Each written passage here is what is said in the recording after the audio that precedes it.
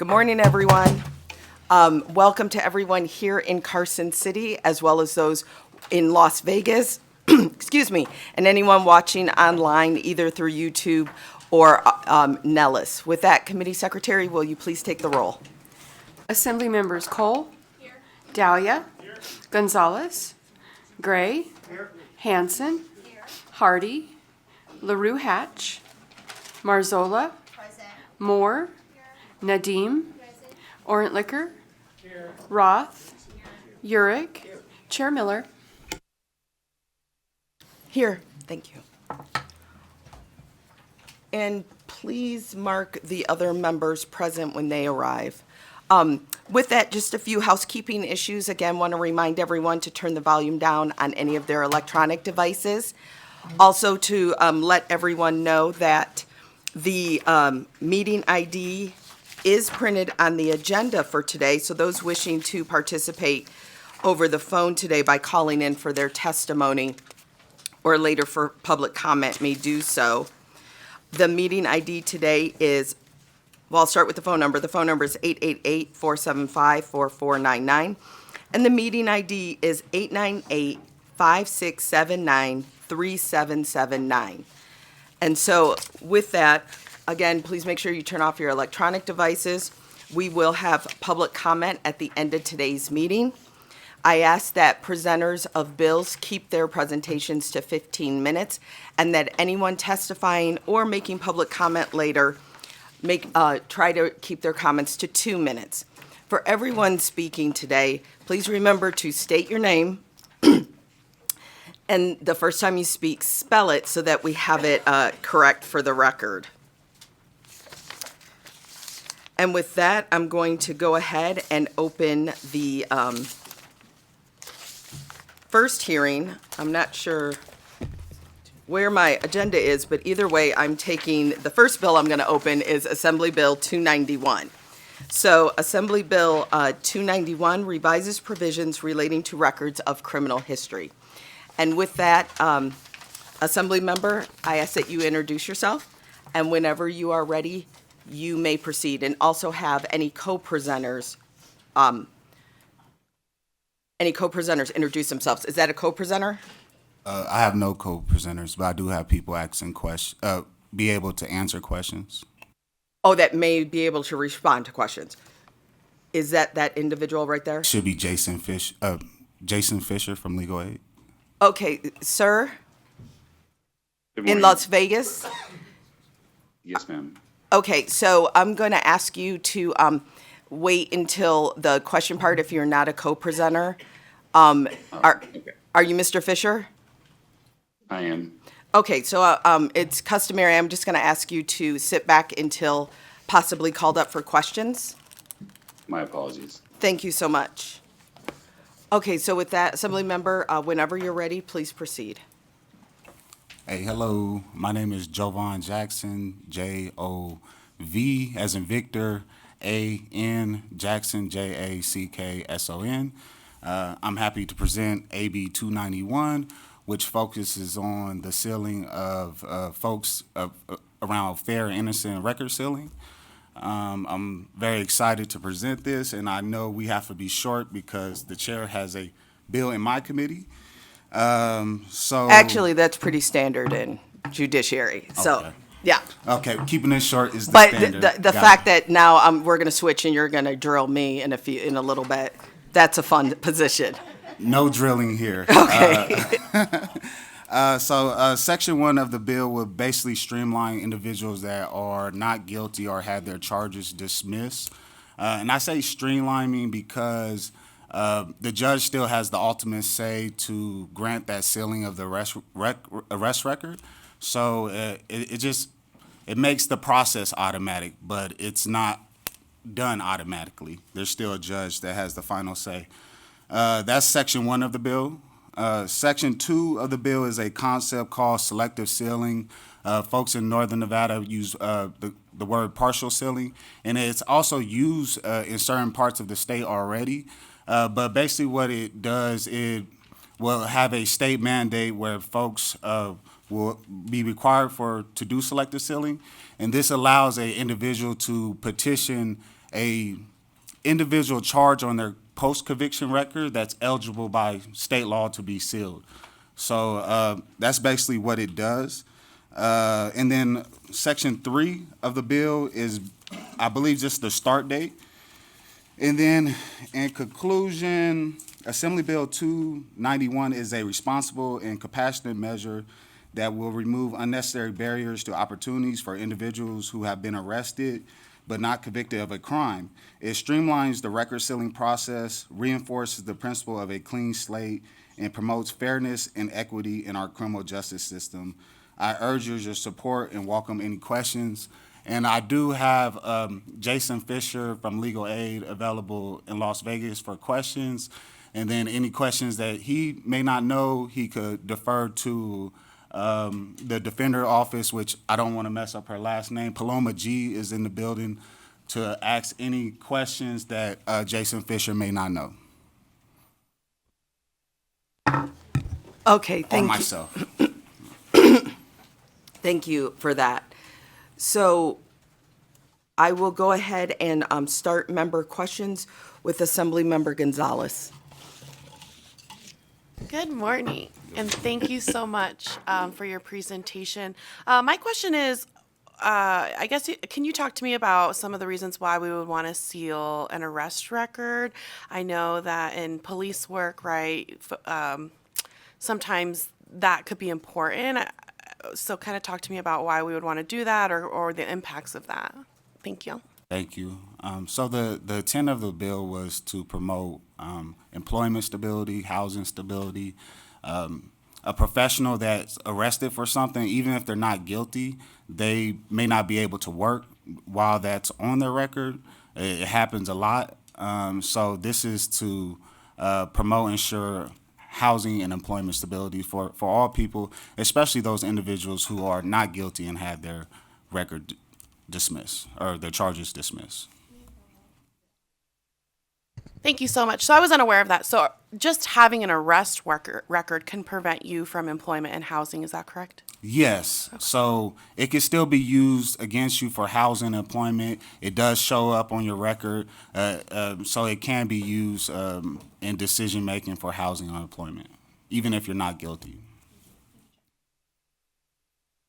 Thank you. Our next question is from Assemblywoman Moore. Thank you, Chair, and thank you for the presentation. I'm curious to know, are other states already doing this? I will defer that question. I know there's other states that are doing sealing more on a more intensive level. I know Michigan has the clean slate that looks at actually expunging and not sealing. Sealing is a little different because law enforcement could still access those records if needed. Expungement is a more intensive version, but I will defer that question. Paloma Guerrero, Paloma-Guerrero, Clark County Public Defender's Office. There are multiple states like Michigan, Pennsylvania, California that have done these huge omnibus clean slate bills that have done automated record sealing. We passed one in this body 2 years ago. But this bill is not that. That bill was ultimately vetoed. This is just a sliver of that. This prioritizes people whose charges have been dismissed and who have been found innocent of their whatever crimes that they were charged with.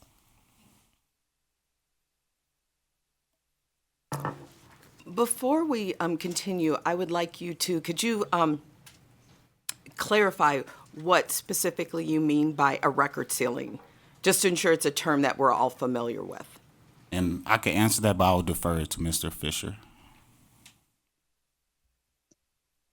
Good morning. My name is Jason Fisher, JASONFISHER.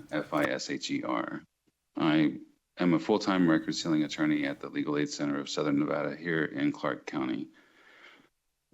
Assembly member, the term record sealing means that the person's criminal history is hidden from view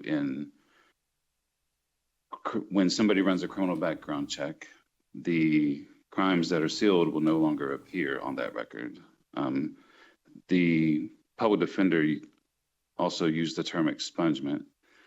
Expungement simply means deletion. Here in Nevada, we seal records primarily because the law that allows you to seal your record here in Nevada does have an exception for the gaming board.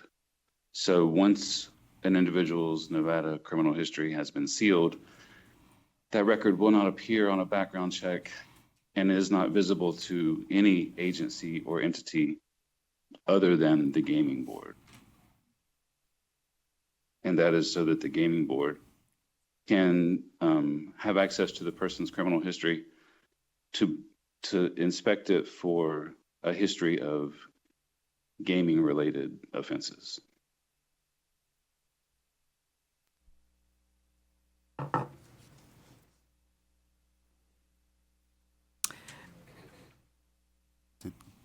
That seems like That answer? yes, please, Assembly Member. What was the original question? I'm sorry. Just to, It's just that I wanted to make sure that everyone in the room understood what the term record sealing okay, meant. I got it. So I was just looking for a very basic So record sealing, so you have your arrest records, and then you have like things that you were convicted of. So there's folks that are arrested, and you may have never been guilty of anything, but you still carry those arrest records.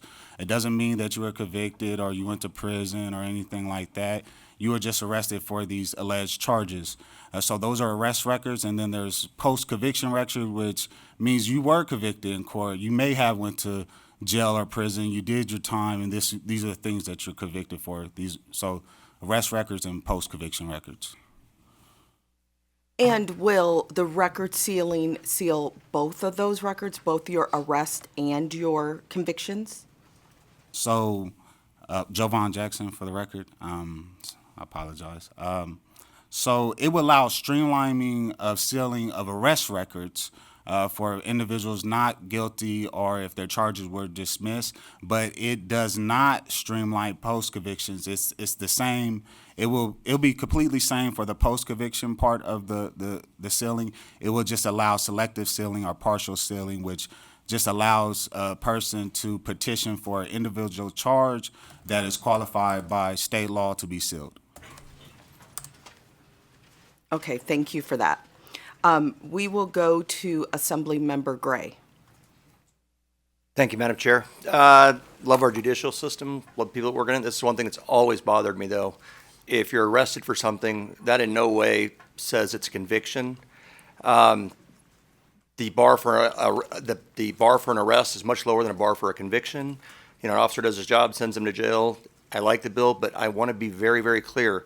This is only for arrests that have either never been adjudicated because cases were dismissed, which I have a follow-on if the chair's got a minute on that one, and for people that were found not guilty, correct? Yes. Madam Chair, follow-on? I just want to hear the response first, please. Yes.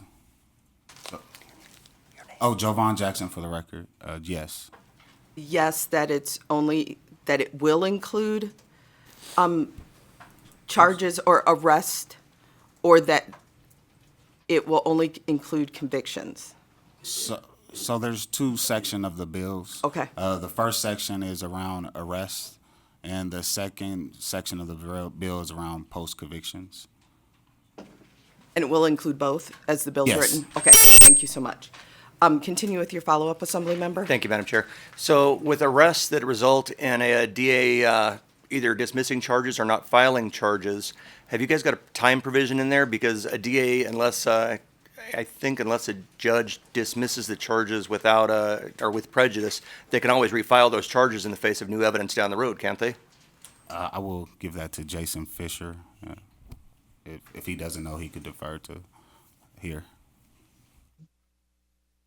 Thank you, Assembly Member Jason Fisher, for the record. So let me clarify. There's existing statutes in Nevada. There's NRS 179.245, which covers convictions, and this 291 is amending NRS 179.255, which covers dismissals. To answer your question, Assembly Member, the 291 makes it amends the current statute so that when a court dismisses a criminal charge, the court will automatically seal that record. That's a dismissal. When the DA declines to pursue charges, that's called a denial. And there are rules covering a denial. In that instance, the person must wait until the statute of limitations has run. To your point, the DA can later refile a denied charge if more evidence comes available. So they have to wait the statute of limitations, or the DA has to agree to it, basically. And to answer the question about convictions, those are already covered under 179.245. And there are timelines based on the level of offense. So from a minor misdemeanor being 1 year to a major crime being 10 years. And then there are exclusions for certain crimes that can never be sealed. Thank you. Paloma Guerrero, if I can follow up.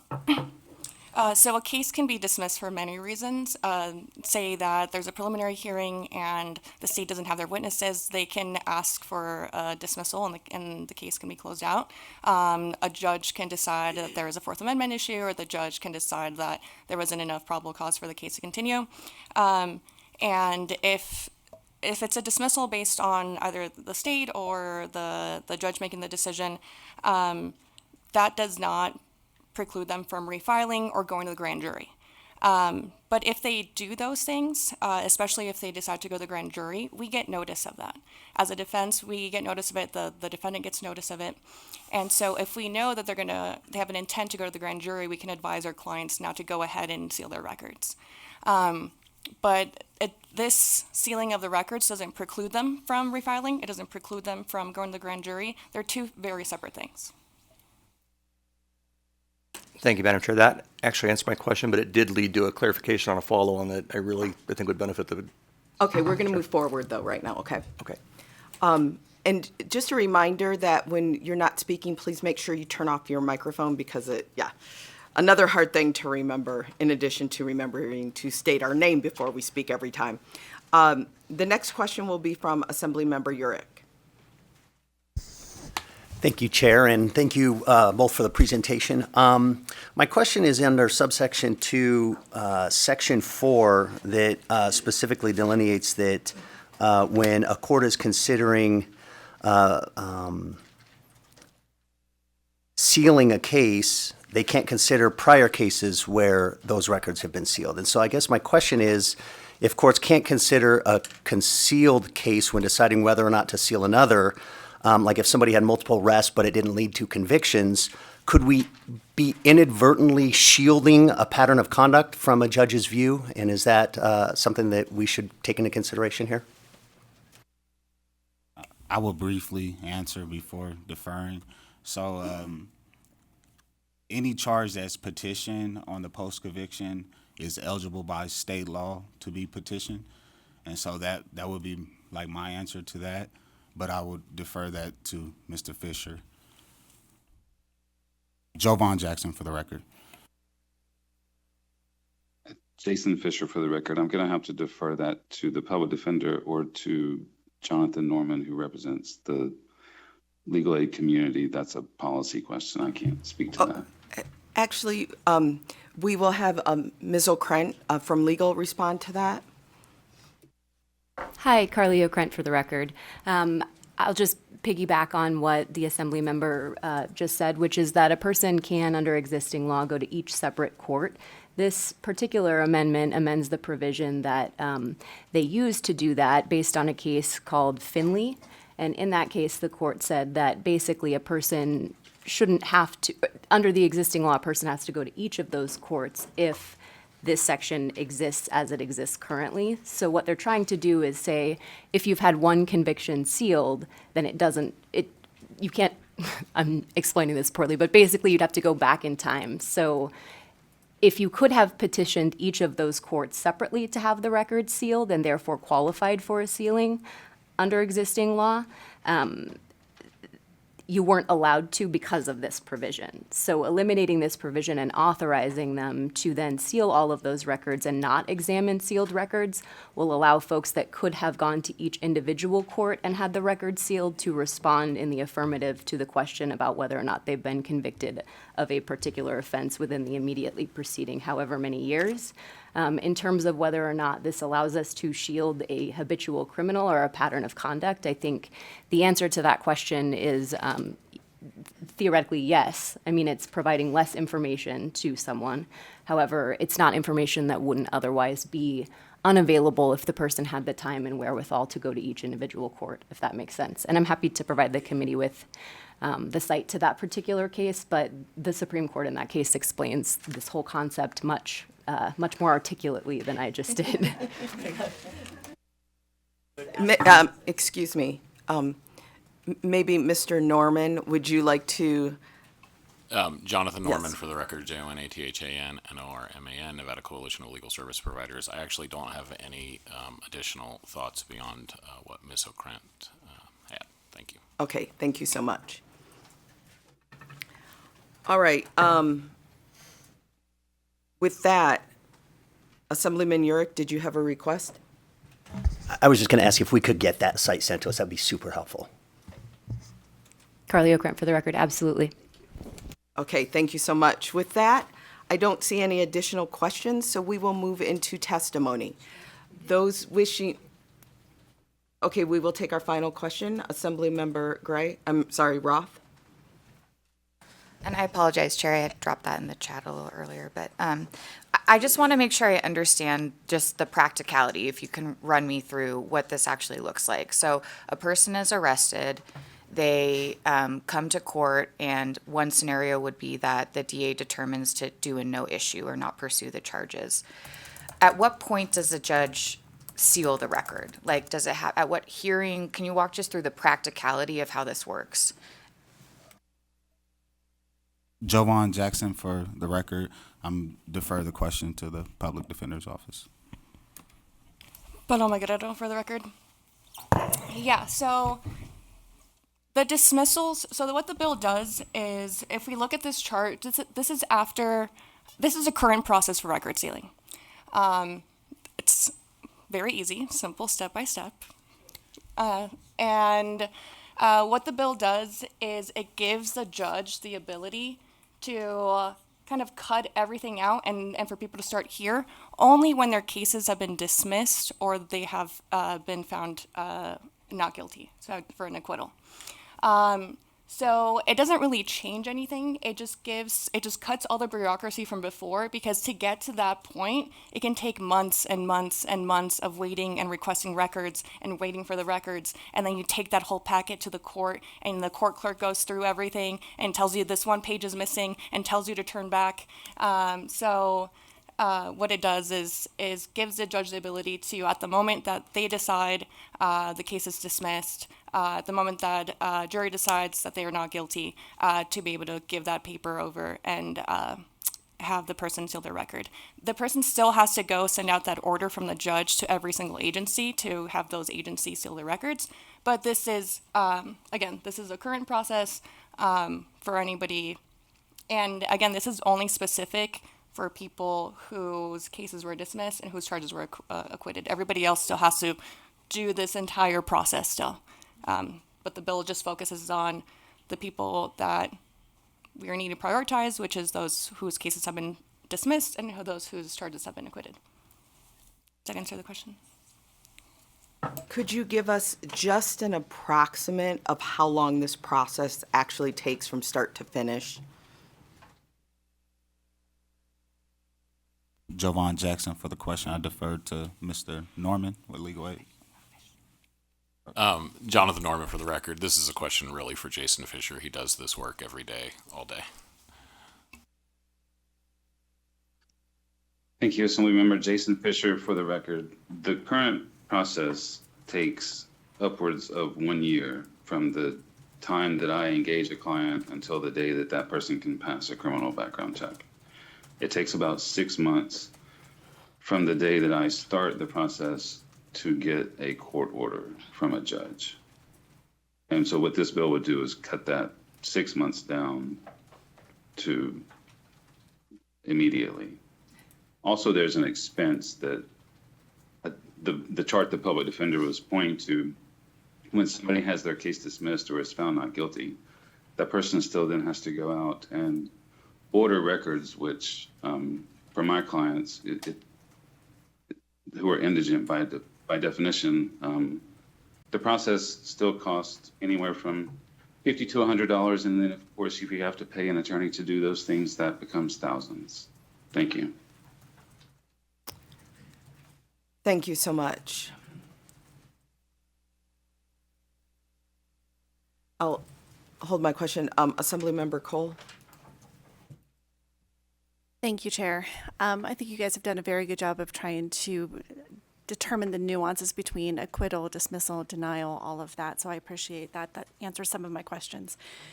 I don't have any issue on the acquittal being an automatic. I think that makes all the sense in the world. My biggest question is on the declination, the denial, declining to, right? Sorry, the dismissal. Now I'm confusing myself. On the dismissal, you had mentioned that, and what I'm talking, Ms. Paloma, you had mentioned that in the situation now, if the court issues, because of a Fourth Amendment issue or a failure of a witness to show up, if that happens, then they still have the opportunity to refile the charges or to go to the grand jury. And you said that you would get notice if that were to happen, and then you would be able to tell your client not to request the sealing.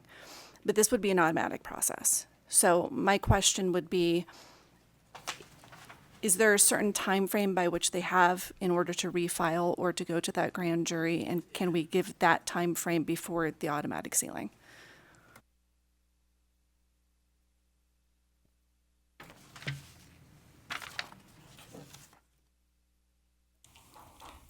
Paloma Guerrero for the record.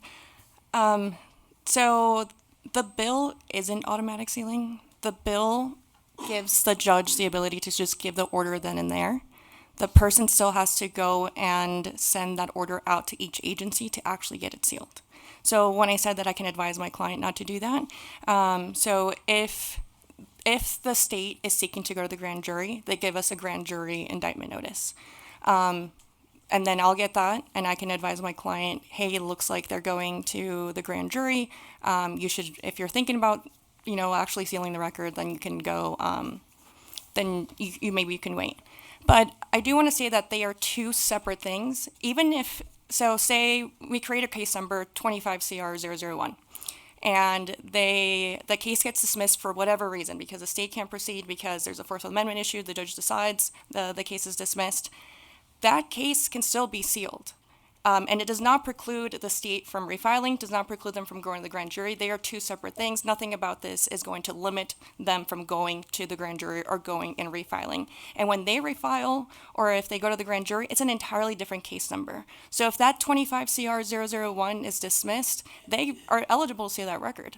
And it does not preclude them, it doesn't stop them from going to the grand jury and having an entirely new case number, and then having them deal with that as well. Chair, if I may, just to clarify, because I think there can be some confusion around shall order the sealing of all records and then when those records are actually sealed. And Mr. Fisher had kind of hinted at that when he said it takes a year, but it takes 6 months to get the order. And then the process after that takes the other 6 months are following up with everywhere there is a record and getting them the order so that they are actually sealed. So though there is an order, the actual sealing occurs when you are, whether it's a central repository or police department or the justice, or I guess the justice court would have the order because, they would be generating it. But you have to take those as an individual to all those agencies and affect the sealing. So it's similar to a civil. If you get a garnishment order, that doesn't mean you get the money, right? Or if you get a writ of execution, it doesn't mean you get the property. You still have to go out there and affect that. Thank you.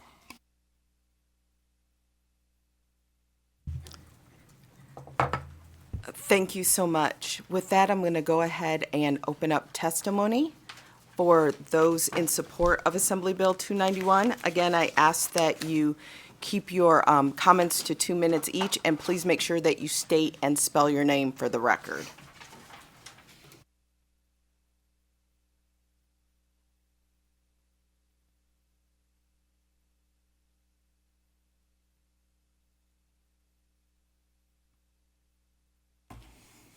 Angela Knott from the Washoe County Public Defender's Office, Angela Knott.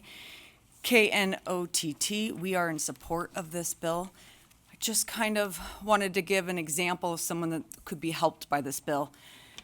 Because as you heard from the presentation, sealing of a record is not easy. It's confusing, it's complicated, and can take a year with an attorney to make it happen. So if you're arrested in front of your family, and you're taken to jail. Jail is not a pleasant place. You have to sleep on a metal bed. The food, as we heard from a prior presentation, is not good. You are stripped of your clothes. You basically are just living in a box. And this can last for up to months before you have what's called a preliminary hearing. You finally get to that preliminary hearing, and your case is dismissed. It's dismissed with prejudice, which means the court, the DAs, they cannot bring a new case. Now you go home, you've been in jail for 2 months, you've lost your job and you've lost your home. You want to get a new job, but you can't, because you can't mark that box that says you haven't been arrested. And now you can't get a home because you can't mark that box that you haven't been arrested. This helps streamline the process so that you can start getting your life back together. It's still going to take several more months, but if we can stop that 6 months that happens prior, then they can get their lives back so much sooner. They can get a job and they can get a house. Thank you. Thank you, Chair and committee members. My name is Nick Shepek, Nickshepak. I am the Nevada State Director of the Fines and Fees Justice Center. When we talk about record sealing for individuals covered by this bill, as it currently stands, we often refer to record sealing as a right. However, if in order to access a right, you need a lawyer and have to have enough money to pay for all of the documentation to access that right, we do not believe that is in fact a right. Rights are not given to people who have money and barred individuals who do not. This process simply simplifies the record sealing for those individuals who have had charges that are dismissed or have been acquitted, and allows greater access for all individuals to access this right of record sealing for these arrest records, which, as you've heard from everyone else, greatly improves their chances of success in the future. For those reasons, we support this, and we encourage you to do the same. Thank you very much. Good morning, Chair and members of the committee. My name is Denise Bolaños Heredia, Bolanos Heredia. I'm the Associate Director of Return Strong Nevada, and we're in strong support of AB 291. This bill represents another step in the right direction toward a more equitable justice system in Nevada by eliminating unnecessary barriers and burdens for people that they aren't further held back for the records of a crime that they were never convicted of. Assembly Bill 291 supports fairness, and we're proud to support it. We ask that you do too. Thank you. My name is Aisha Goins, Aesha and I'm here on behalf of SEIU 1107. AB 291 aligns with SEIU local and international mission of an anti-racist union. We believe in criminal justice reform as well as ensuring people can make a good living, good wages, and access to union jobs and an avenue to get there. I just also want to say that it took 5 people to answer the questions on how we get a record sealed. So imagine a person who has not been convicted of a crime and what they would have to do to have their records sealed, or even the complications of understanding how they can move on with their lives. I think that we should just point out it took 5 people to explain a process that someone who has not been convicted of a crime would have to actually go through to have their lives given back to them. Thank you. Good morning, Chair and members of the committee. My name is Kayla Maese, spelled Kaylah, last name Maese. I'm a civil rights analyst at the ACLU of Nevada. The ACLU of Nevada supports AB 291. The collateral consequences of an arrest or even simply a charge, even without a conviction, can be severe, restricting employment, housing, and education. We've seen individuals who are arrested but never convicted face lifelong barriers such as being denied an occupational license for reasons unrelated to their ability to perform their job. Those who have been acquitted continue to face systemic disadvantages that contradict the principles of justice and due process. We thank the sponsor and co-sponsors for advancing this important legislation, specifically Assemblymember Jackson, and we urge the committee to also support AB 291. Thank you. Very good morning, Chair Miller and members of the committee. My name is Matthew Wilkie, Matthew for the record. I'm here in support of AB 291. Allow me to share a personal story which I hope can illuminate the need for this bill. After the devastating loss of my mother and my grandmother 14 days apart 2 years ago, I found myself in the midst of a bitter family dispute, which ultimately ended in my arrest of theft of my grandmother's property.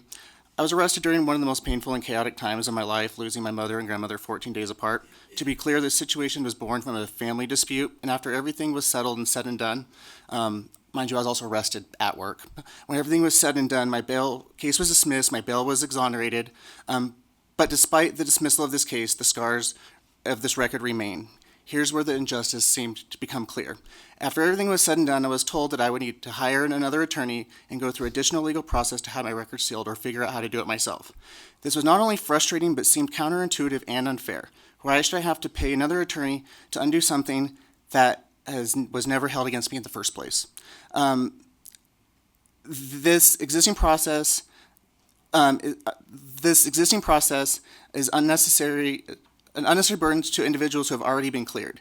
We all know that having criminal records, even ones that are dismissed, can have long-lasting impacts on people's employment and housing. This system is unjust, and when you're cleared of any charges, you still have to jump through hoops. This would streamline that process for people like myself who had their cases dismissed going forward to avoid costly and time-consuming processes to have those records sealed. I urge the committee to pass this record, and I'd also like to say I'm one of those healthcare professionals that my license was almost in jeopardy because of this case that I ultimately was dismissed and exonerated of. So thank you for your time. Good morning, Chair and members of the committee. My name is Leah Moser, Leamoser, and I'm here representing the Progressive Leadership Alliance of Nevada and to support passage of AB 291. This bill addresses a critical issue unfairly impacting Nevadans who have been arrested but never convicted. The purpose of sealing is to allow people to rehabilitate and eventually be a productive member of the community. If sealings are used in other proceedings, it nullifies the effect of the sealing to begin with. The bill points out essentially a loophole around existing sealing laws that guts the purpose of sealing court records. For example, a dismissed criminal proceeding should never be used in any matter in law. Having been dismissed, it should not prejudice anything in the future of that individual. It makes it so a person is to carry that stigma for the rest of their life. Even more so, a simple arrest could be wrongfully used against an innocent person, allowing for reputation and other damages for something that may be wholly unrelated to them or their conduct in life. AB 21 is a solution to that loophole and upholds fairness in our legal system. I urge the committee to support this bill. Thank you for your time. Good morning, Chair, Vice Chair, members of the committee. My name is Wesley Harper. I am the Director of Government Affairs for the City of North Las Vegas. This bill is about fundamental fairness and justice, and one of the aspects of this that I want to make sure that I think is clear to me is that because somebody is arrested doesn't mean that they are guilty of anything. So then the question is, how long does their life need to be off track, sidelines for something that they were never guilty of? The principles of fundamental fairness are principles that the city supports, and that's why the City of North Las Vegas supports this bill. Thank you.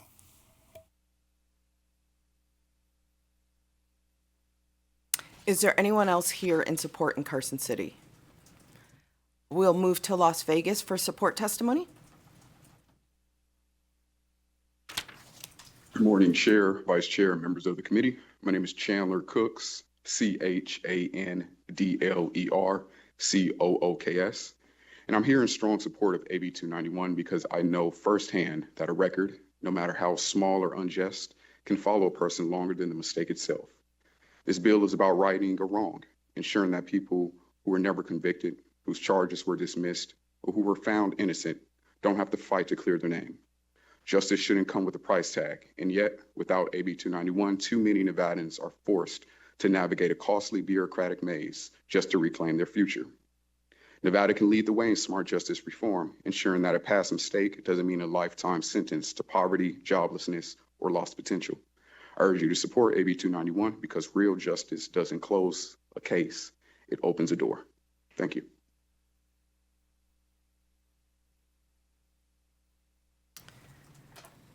Thank you. Is there anyone else there in Las Vegas that would like to testify?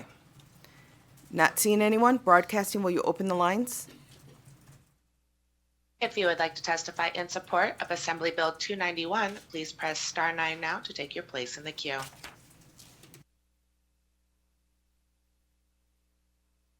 Thank you, Chair Miller and the committee. My name is Shelby Swartz, and I'm the Executive Director of Battleborn Progress.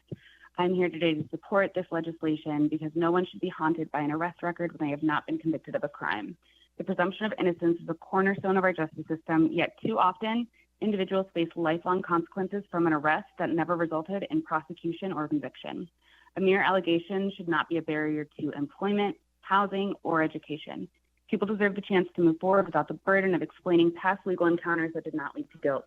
This bill affirms the principle that justice should not leave a permanent stain on those who have been cleared of any wrongdoing. This legislation is about fairness, dignity, and ensuring that our justice system does not continue to punish individuals who have already been exonerated. I urge all of you to please support this legislation and thank Assemblymember Jackson for bringing it forward. Thank you. Shelby, are you still there? Hello? No, Chair. Hello? We have another caller. Okay, thank you. Please proceed. Hello? Yes, please You may proceed. begin. Hello? Okay, thank you. Good morning, members of the committee. My name is Yesenia Moya, Yesenia Moya. I am calling to express my strong support of AB 291. This bill is not just a policy change, it's a pathway to equity for most of us who have been burdened by records that should never have followed us in the first place. I know firsthand the impact that an arrest record, even for a dismissed case, can have on someone's life. Countless of us in my community struggle to secure jobs, housing, and educational opportunities, not because of any conviction, but because of a simple mere presence of an arrest record. Many of us were denied multiple jobs, opportunities, or housing due to dismissed charges from years ago, despite never being found guilty. Our records have followed us, closing doors before we've even had a chance to prove ourselves. Many of us have spent years trying to navigate the costly and complicated process of sealing records, and some of us haven't even been able to do it, all while facing the stigma that comes with it. AB 291 would eliminate these unnecessary barriers. This is not just about efficiency, as we can see how difficult the current process is, which actually deters many of us from following through. This is about fairness. No one should have to carry the weight of an accusation that the legal system itself has already deemed unworthy of prosecution. Beyond the personal impact, this bill would also benefit our economy and communities. People who are given a fair chance to move on from past encounters with the legal system are more likely to secure stable employment, find housing, and contribute positively to our communities. Research has consistently shown that. So by passing AB 291, we can take a meaningful step toward ensuring that our legal system does not continue to punish individuals for cases that were just simply dismissed. I urge your support for this bill and give people the second chance that we deserve. Thank you for your time. And thank you to Delvon Jackson. Bow, bow, bow, bow, bow. Thank you. Next caller.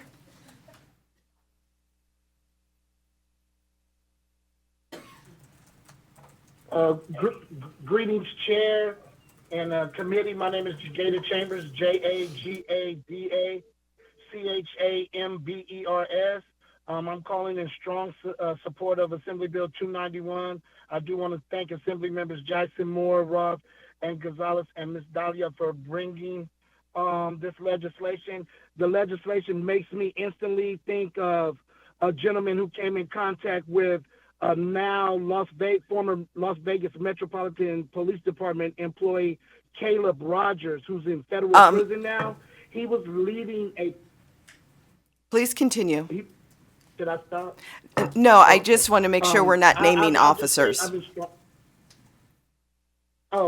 He's no longer an officer. I apologize. Okay, but yeah, just, we're not naming names. You can name departments, but not names, please. Okay, I apologize. They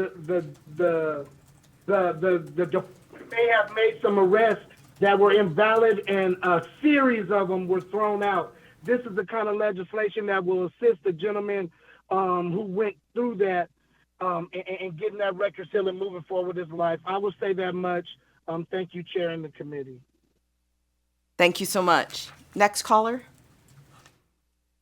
If you have recently joined and would like to testify in support of Assembly Bill 291, please press star 9 now to take your place in the queue.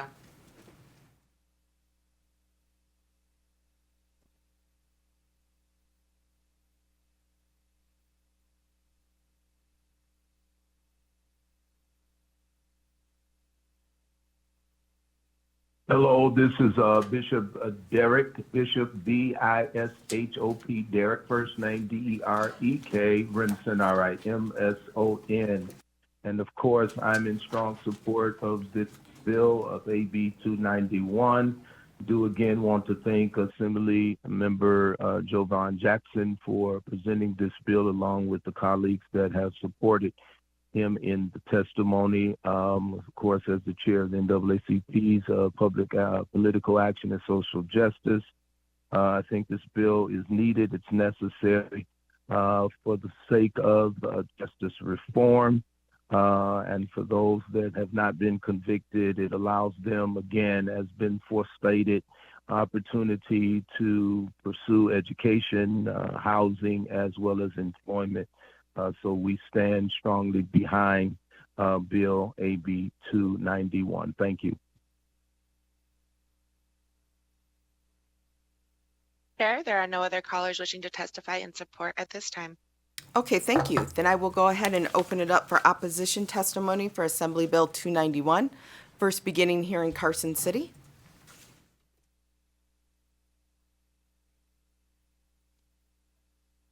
Thank you, Chair Miller. Members of the Assembly Judiciary Committee, my name is John Jones, here on behalf of the Nevada District Attorneys Association. We are in strong opposition to AB 291. Domestic abusers pressure their victims not to come to court. Abusers use their emotional and financial ties to their victim to coerce that victim into ignoring a subpoena, into not showing up to court. Gang members attempt to use threats and intimidation against victims and witnesses. Testifying, or the prospect of testifying, is emotionally trying for victims and witnesses, and sometimes they don't show up to court. Currently, when a victim doesn't show up for court or isn't ready to emotionally handle testifying, a prosecutor, not a court, a prosecutor can dismiss the case and either take it to a grand jury or refile it later when the victim or witness is ready to testify. But under AB 291, a prosecutor will not have that option. This court requires, and there were some misstatements in the presentation of this bill requires a court to seal that record. And under Nevada law, the act of sealing means the act, not the case, the act is legally deemed not to have occurred. I can't then refile that later or take it to the grand jury. This is bad public policy. I worked with then Judiciary Chair Jason Frierson back in 2013 on the current statutory language. It takes all of these factors into account. It is good public policy. Sealing a case means I can't see it either. If a judge orders me to seal a case, I can't see the facts of those cases anymore. So it's not like it's only sealed to the public, it's sealed to everybody, including law enforcement. With that, Chair, I know I only have 2 minutes. There is a lot of nuance around this bill, and as I said, there were some misstatements of the law in the presentation. We are asking you to oppose AB 291. Thank you so much. as Your time currently is up. written. Thank you, Chair. Thank you. Nick Ciccone, Government Affairs Manager for the City of Reno. That's NICCICCONE. I'll just echo the comments of Mr. Jones and say that we estimate we would have over 4,000 cases a year that we would be required to seal because they are dismissed, acquitted, or the city declined to prosecute. We don't have the manpower to currently accomplish that. Without talking about funding, I will just say that is not currently feasible for the City of Reno, and we support the amendment as proposed by the District Attorney's Office. Thank you. Thank you, Madam Chair, members of the committee. My name is Tom Clark. I'm here on behalf of the Nevada Judges of Limited Jurisdiction. My spelling of my name is TOMCLARK. We are opposed to the bill as it is currently written. However, that's not to say that the judges aren't in support of some level of reform. We look forward to working with Mr. Jackson and the other stakeholders to hopefully get to a place where we can come to the table in support. Thank you, Madam Chair. Madam Chair, members of the committee, my name is Joshua Martinez. I represent the Las Vegas Metropolitan Police Department, JOSHUAMARTINEZ. And I just want to put on the record that we're opposed to AB 291. And just to echo some of the concerns that the City of Reno had, is it would have a financial impact to our agency. We approximately get requests for sealing about approximately 1,600 records a year. And we would have to go through 20 different systems to query all of the criminal history information to make sure that we're in compliance. So this would have a huge impact to our agency. Good morning, Chair Miller, members of the committee. Jason Walker, JASONWALKER, representing the Washington County Sheriff's Office, testifying in opposition, echoing the comments previously stated. Good morning, Madam Chair. Jason Woodard, Nevada Sheriffs and Chiefs Association, JASONWOODARD. Also, good morning to members of the committee. One of the requirements when investigating domestic battery cases under NRS 171 when determining primary physical aggressor is to look at previous incidents of domestic battery. During the course of our investigation as police officers, one of the things that we frequently do is run criminal history. If, and in many cases, a victim will be the victim of domestic battery several times before they actually are willing to cooperate with prosecution in order to prosecute the offender. If in this circumstance this bill were to be passed, an offender could commit these batteries, they could be not filed because of lack of cooperation on the victim's part, and ultimately they would be something that was not available to the officer to review or see in that person's criminal history to help further their case investigation, also make a determination of a primary physical aggressor. We are opposed to this bill. Thank you.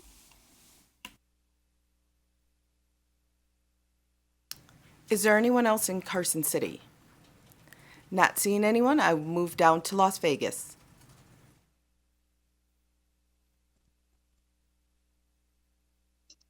Greetings to the chair and to the committee. My name is Alex Falconi, ALEXFALCONI, on behalf of the Nevada Open Government Coalition and our Nevada Judges Incorporated. NOGC emphasizes transparency to public records. The corporation provides electronic coverage of judicial proceedings and also statistical analysis of all justice district courts and the Supreme Court. We're opposed to any statutes that automatically seal because they bypass the exercise of judicial discretion that is necessary to consider the public interest specifically enshrined by the First Amendment. This has automatic statutes and rules that automatically seal cases have interfered with and actively interfere with our ongoing coverage of cases.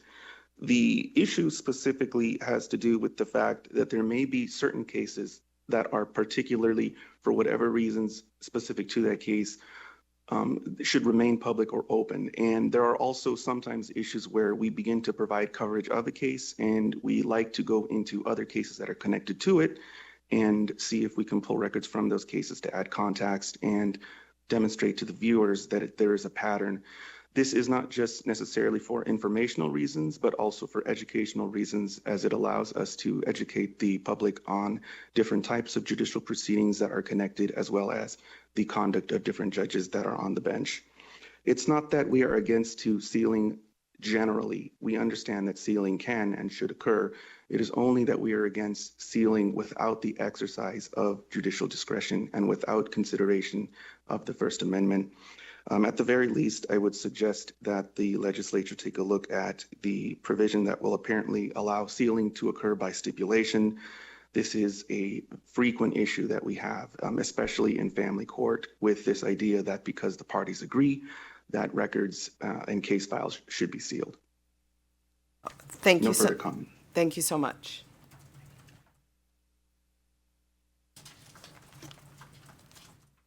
Please proceed. Good morning. Thank you. Good morning. My name is Elizabeth Anderlik, Anderlik, and I'm an assistant city attorney providing testimony on behalf of the city of Henderson. Thank you to the chair and the members of the committee for your consideration. We strongly oppose AB 291 and echo many of the concerns of the others that are testifying in opposition. Cases that have been dismissed should not be automatically sealed. And to be clear, this bill requires a judge must seal a case upon dismissal, or at least order the sealing of the case. Case dismissals happen for a variety of reasons that may have nothing to do with a lack of evidence, including, for example, that someone pleaded no contest or guilty and completed requirements through a state adjudication. Cases are also frequently dismissed pursuant to negotiations on another count or case. AB 291 would cause logistical nightmares. For example, if a person is convicted of DUI, but the other charges in the same complaint are dismissed per negotiations, how could sealing records relating to the arrest and the proceedings for only the dismissed counts even logistically work? Thank you. This does not. Thank you so much. If you have additional comments, you can submit it in writing to us. Thank you so much. Is there anyone else there in opposition testimony in Las Vegas? Okay, not seeing anyone broadcasting. Will you open the lines, please? If you would like to testify in opposition to Assembly Bill 291, please press star 9 now to take your place in the queue.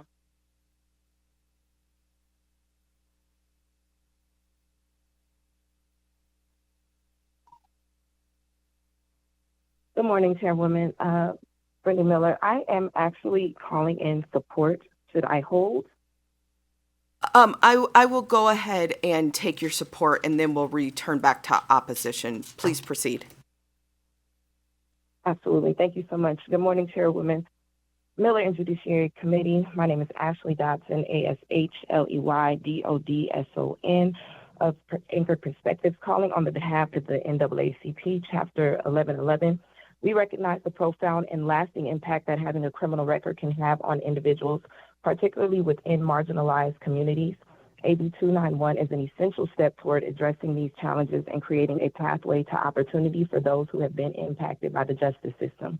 This bill ensures that records related to dismissed charges, acquittals, and declined prosecutions are sealed without unnecessary barriers. It will help individuals reclaim their dignity, livelihoods, and futures. For many in our community, a criminal record, regardless of the outcome of the case, can hinder access to employment, housing, education, and other critical resources. By making it easier to seal these records, AB 291 will give individuals who have been through the justice system a real chance to rebuild their lives and contribute positively to society.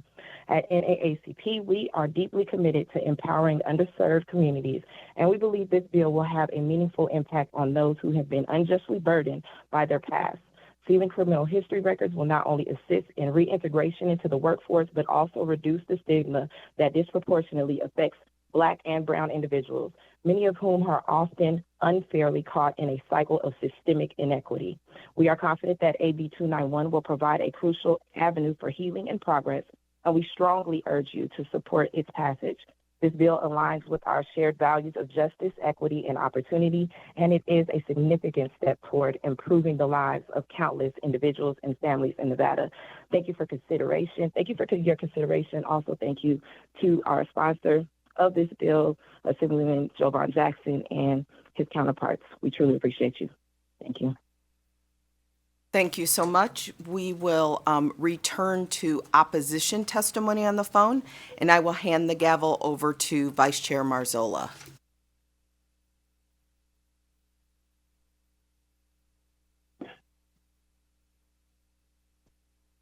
Caller with the last three digits, 297, you are unmuted and may begin.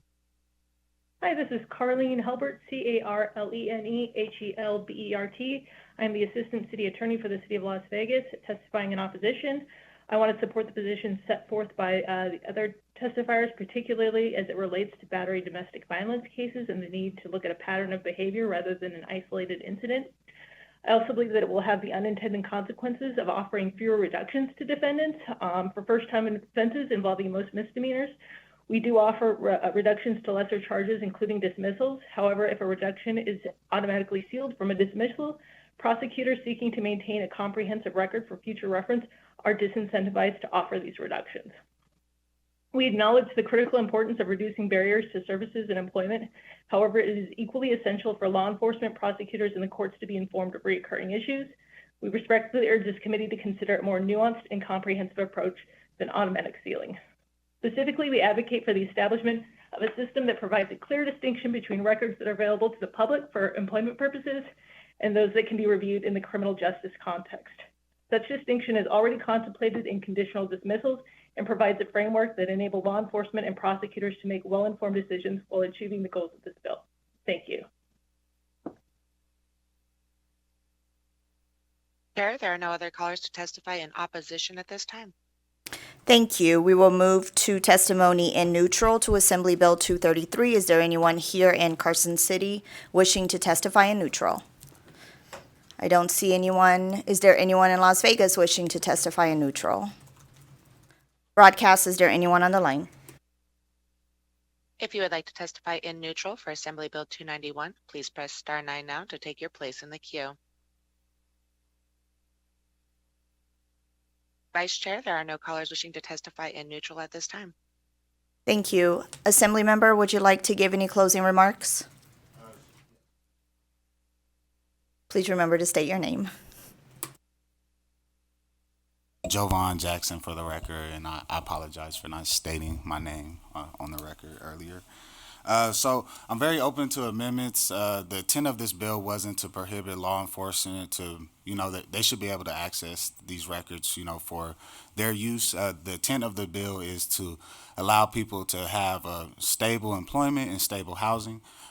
So if there's an amendment where law enforcement could still, access these records, but also it doesn't impact someone's housing and employment, I'll be totally open to that.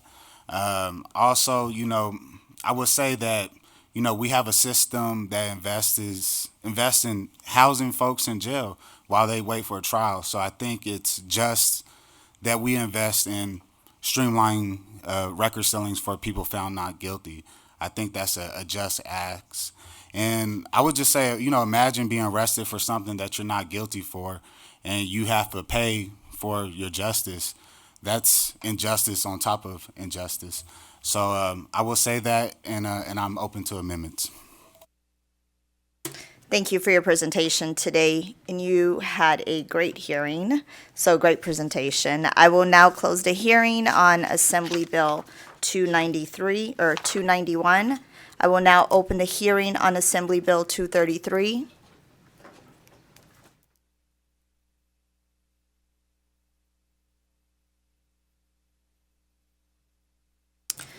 Welcome. This measure revises provisions relating to courts. Assemblymember Hafen, you may start when you are ready. Thank you, Vice Chair. Members of the Assembly Judiciary Committee, it's good to be here today again and not in Ways and Means on this Ash Wednesday. So thank you for scheduling it. I definitely appreciate it. Today I'll be presenting Assembly Bill 233, a bill that revises provisions relating to the jurisdiction of justice courts in certain criminal cases. A little bit of background for you. Currently, statute limits the jurisdiction of justice courts of both civil and criminal matters. Generally, in criminal cases, the jurisdiction of justice of the peace extends to the limits of the respective counties. This means that justice courts typically have the authority over misdemeanor offenses that have no criminal matter that occurs within boundaries of the county where the court is located unless otherwise provided specifically in statute. However, existing law also recognizes exemptions to this general rule. such as pretrial release hearings outside of the township of the justice of the peace, interlocal agreements in municipal courts, and violations of regulations governing vehicular traffic on an airport within the township in which the court is established. Assembly Bill 233 proposes to add another important exception to the judicial framework, specifically addressing situations involving arrest by our state police, specifically Nevada Highway Patrolmen. So I want to give just a little bit, before I get into the details of the bill, a couple of stories, incidents that have taken place that led to us bringing this bill here today. A couple years ago, Highway Patrol in Nye County, specifically the Pahrump area, had 2 deputies. So 55,000 people, 2 deputies, and they patrol from Las Vegas, Beatty, north, sometimes clear up to Tonopah. It's a large area, very, very small troopers crew. And so we actually had one that was out on vacation leave, and the other deputy of the 2 ended up getting into an altercation with somebody that was high on bath salts, which I didn't really know was a thing. I had to Google it. Don't use your state computer. At least legal will probably tell you not to do that. But it is a thing, and so then he's on leave for the altercation while there's an investigation going on to ensure that he didn't violate somebody's civil rights. And so that left us with nobody at that time. We had nobody to be able to patrol our streets, I should say our highways. Another example, and I'll get into the specifics of how this bill is going to address this, but currently, as many of you drove through Tonopah, there is a section of Tonopah that's actually in Esmeralda. That's where the marijuana dispensary is. There's what they call a man camp. I think there's a convenience store, liquor store, etc. There's a lot of new business on the Esmeralda side of Tonopah. On the other side of the street happens to be the courthouse and the jail. Under current statute, if highway patrolman was to arrest somebody because they're either intoxicated on marijuana or alcohol, they now have to take them to the Esmeralda jail, even though the Tonopah jail is literally just down the street on the other side of the road. And so that's one instance where this bill, where I'll get into the details shortly, will help our state patrol. The other instance, and there is a letter up on Nellis from the district attorney's office in Nye County that talks about DUI cases. So there are instances where someone will get pulled over in a jurisdiction. I believe the instance that they referenced was SR 318 that travels through Lincoln County, Nye County, and into White Pine County. It's one of the remote highways, but if they were to pull them over for suspicion of DUI in the little sliver of Nye County, they now have to take them to Tonopah, but if there's a need for a blood draw, they have to take them to the Pahrump facility, and now you're talking about a 5-hour drive to try to determine whether or not somebody was actually intoxicated to do the blood work. It takes the very limited resource of our highway patrolmen off of the streets, as well as the alleged perpetrator, puts them in the back of a squad car for potentially 5 hours. To me, that's not justice for anyone, and so that's why I'm here today, is to try to address that. So just in summary of the bill, AB 233 is to try to improve the efficiency and streamline the judicial process in cases where individuals are arrested by state police.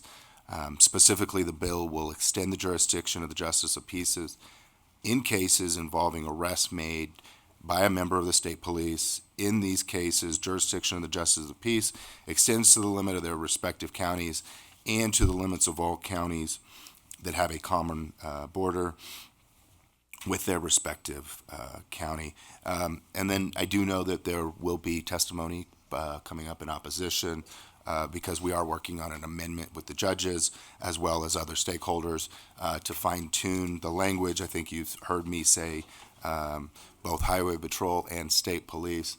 That will be one of the changes that we will be making, is changing it under the current language from Highway Patrol to State Police, which is their current designation.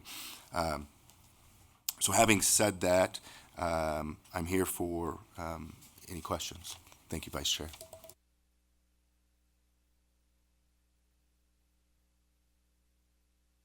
Thank you, Assemblymember, for your presentation today. Before we take questions from members, we are going to have legal. Hi, Carly O'Krent for the record. I was just going to note for members that SB 55 in 2023 eliminated language that was exactly the same language that we're now adding back in. Thank you. We will start with Assemblymember Roth. Thank you, and thank you so much for the presentation. I'm going to be honest, I'm a little confused. So if we could just walk through what the actual scenario looks like in real time. So I assume somebody, let's say, gets a DUI in the outskirts of Washoe County. They're now subject to the jurisdiction of Lyon County because is that what I'm understanding? Through you, Vice Chair, to Member Roth. You can go direct. Thank you, Vice Chair. So I'm going to give the example of Nye County, Clark County line. So the town of Pahrump abuts the border of the Clark County line. There are several instances where an individual is pulled over within a couple of miles of the line, and they are required to haul them into Las Vegas. In the instance, it's a DUI. It's approximately a 3-hour round trip where the jail in Nye County and the sheriff's office is within a 10 to 15 mile drive rather than the 3-hour commute. And so I don't know Washoe very well, so I apologize that I can't give you a good example there. But that is one of the examples of where we're trying to address this, that if we're within, a certain proximity, and this is something that I am working on with the judges to address, where it is more efficient and expedient. And heaven forbid that I'm the one that's being pulled over. I would much prefer to go 12 miles or 15 miles than 3 hours into Clark County. May I ask a follow-up? So in all practicality, this would, I guess, so in some jurisdictions in this state, counties, I think it's less than 100,000 or 50,000, justices of the peace do not have to have law degrees or be barred in the state. And so this would expand who would be subject to those courts. Is that what you're saying?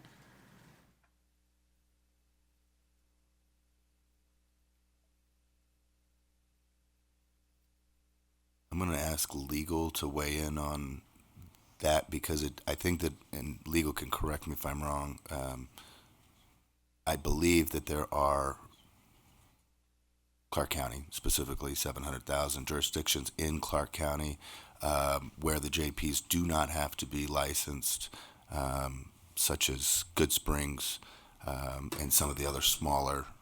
Assemblymember will have legal Legal's respond. Probably better at answering that than me. Thank you. Carly O'Krent for the record. Assemblymember Roth, that is correct.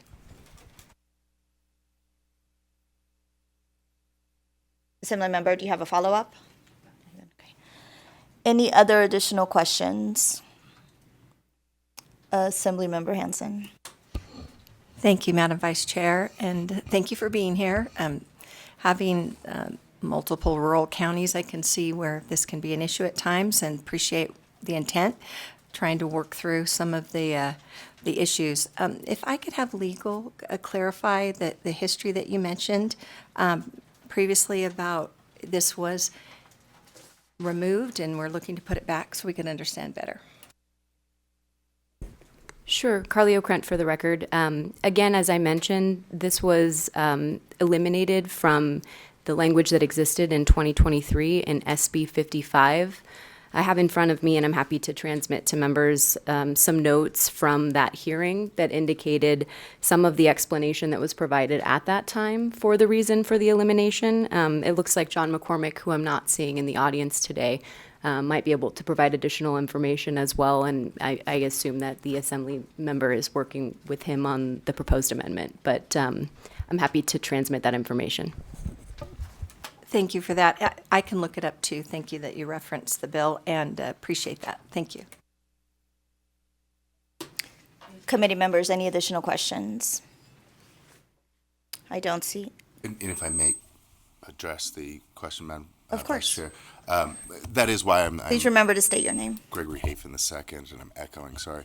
That is why I'm working with the judges and the stakeholders to try to address the language and tighten it down, because it does need to be addressed. So thank you, Assemblymember Hanson, and thank you, Madam Vice Chair. Thank you. We actually do have additional questions now. So we will go to Assemblymember Nadeem. Thank you, Chair. Thank you for the presentation. So my question is basically, through this bill, you want to make the state police or trooper make it central rather than county-wise, or rather than in districts? Gregory Hafen II. What we're trying to accomplish is, as I stated, Highway Patrol vastly covers the entire state. They run through multiple counties, and therefore there are arrests occurring in one county, and there are jails closer in the adjoining county, like the instance I mentioned, where just outside of Pahrump, it's a 3-hour round trip, whereas the Nye County Jail is within 10, 15 miles. And so we're just trying to make it both more time efficient for the trooper, as well as the individual that is alleged to have committed a crime. Thank you. Additional questions, committee members? I don't see any. So I'll give you a couple minutes to move, and we will open up for testimony in support of Assembly Bill 233. Is there anyone in Carson City wishing to testify in support? I don't see any. I don't see Las Vegas at all. Okay. Broadcast, is there anyone on the line wishing to testify in support to Assembly Bill 233?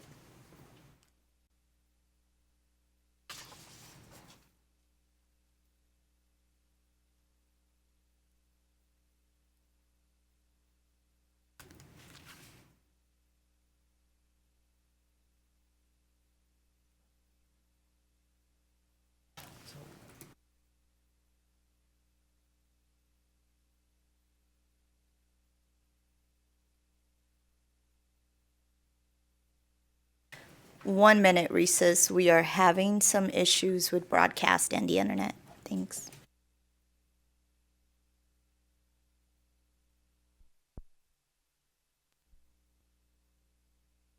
And just like that, we're back. A little longer than a minute, but we are in legislative time. Is there anyone in Las Vegas wishing to testify in support to Assembly Bill 233? I don't see anyone. Broadcast, is there anyone on the line? The line is open and working. There are no callers at this time. Thank you. We will move to testimony in opposition to Assembly Bill 233. We will start in Carson City. Please remember to state and spell your name for the record. You each have 2 minutes. Good morning, Madam Chair, members of the committee. My name is Tom Clark. That's Tomclark, here on behalf of the Nevada Judges of Limited Jurisdiction. We do rise in opposition, but as the bill sponsor stated, we are working very closely with him to get the language right on this. I can speak from a personal experience. My dad was a 27-year trooper, and I got to spend my elementary school years in Tonopah because of it.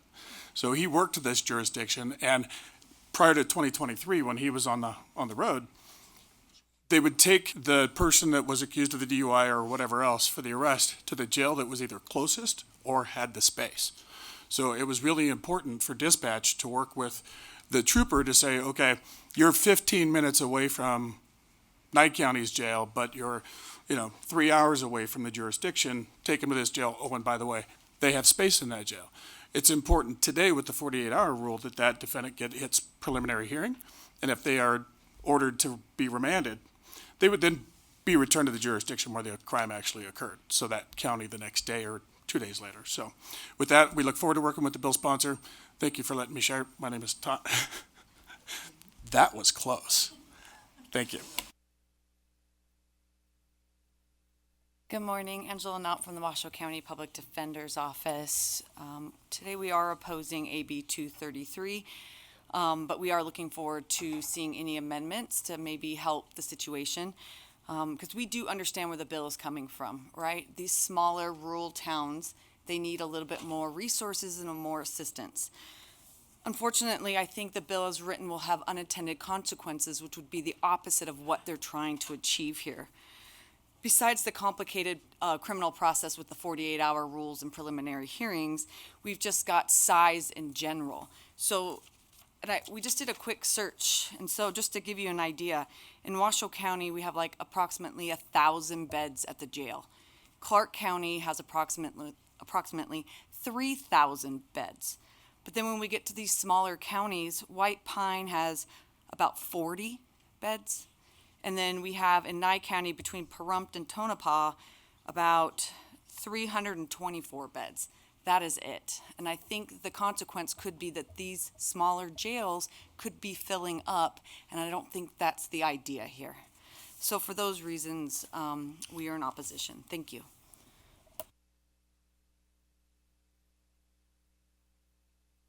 Paloma Guerrero, P-A-L-O-M-A-G-U-E-R-R-E-R-O. Clark County Public Defender's Office. We are opposing this bill because of the unintended consequences. Jurisdiction is very, very complicated. I know that even in Clark County, we fight over with North Las Vegas and Henderson when things are just right on that line. And we can see situations where people are being arrested, maybe on the outskirts of Clark County, and the Nevada Highway Patrol trooper, decides that the Nye County Jail is closer. So we have Clark County residents being placed in Nye County Jail for the night, and their families have to then travel to go and bail them out, and then they have to go and travel and go to that justice court to resolve their case. So we do understand where the bill sponsor is coming from, but we are very, very worried about the unintended consequences of just all these jurisdictional issues that this could have. Thank you. Is there anyone else in Carson City wishing to testify in opposition? I don't see anyone in Las Vegas broadcast. Is there anyone on the line? Public line is open and working. There are no callers at this time. Thank you. We will move to testimony in neutral. Is there anyone here in Carson City wishing to testify in neutral?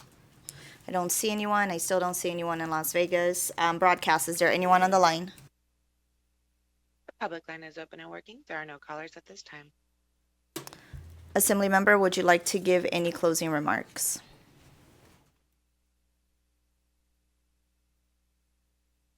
Thank you, Chair. Thank you, members. Gregory Hafen for the record. As stated, I do look forward to working with the individuals that came up in opposition to get the language clarified to address some of those unintended consequences. Look forward to being back in front of all of you very soon. Thank you. Thank you for your presentation today. I will now close the hearing on Assembly Bill 233. I will now open up for public comment. Please provide comment or testimony. You can call 888-475-4499. When prompted, provide the meeting ID. Enter 898-5679-3779 and then press pound when prompted for a participant ID. Please remember, public comment is 2 minutes. Is there anyone here in Carson City wishing to give public comment? I don't see anyone. I don't see anyone in Las Vegas. Broadcast, is there anyone on the line? Public line is open and working. There are no callers to give public comment at this time.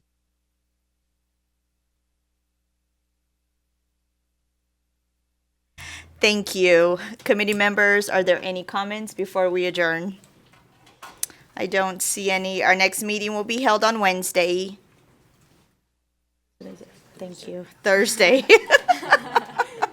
I'm like, what day are we in? Thursday, March 6th, starting at 8 a.m. This meeting's adjourned.